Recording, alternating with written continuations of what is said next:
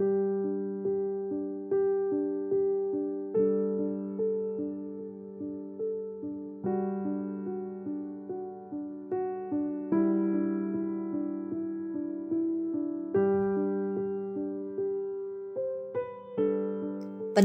Saat Teduh Gereja Kristen Jakarta, Sabtu 23 Agustus 2025.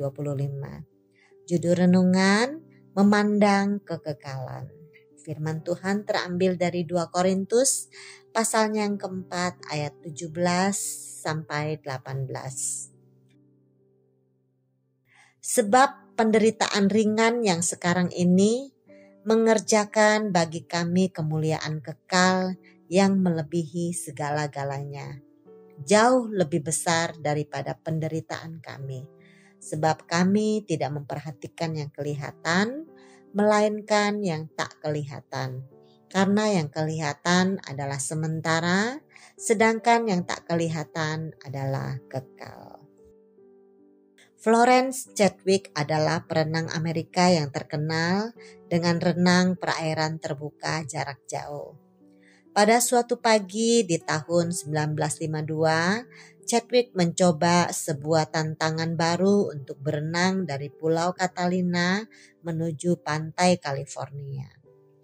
Pagi itu kabut sangat tebal sehingga Chadwick tidak dapat melihat apa yang ada di depannya.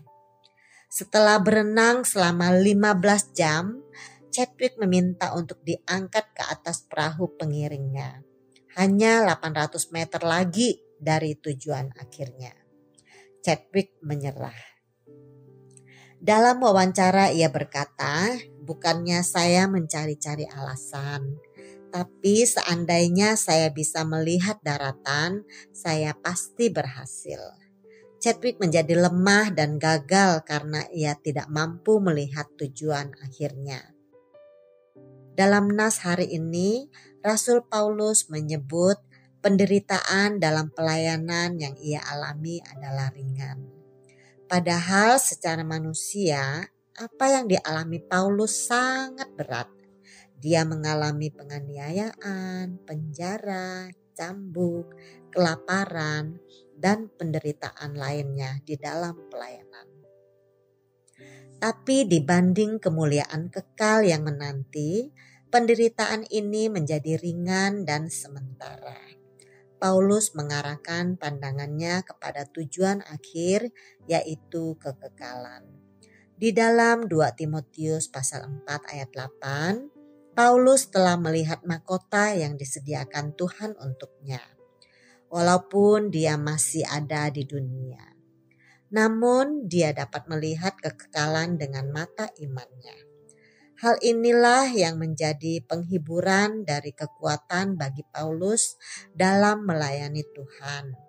Walaupun kehidupan pelayanannya berat, namun karena dia mampu memandang tujuan akhir, yaitu kekekalan, ia menjadi kuat dan bertahan dalam pelayanan.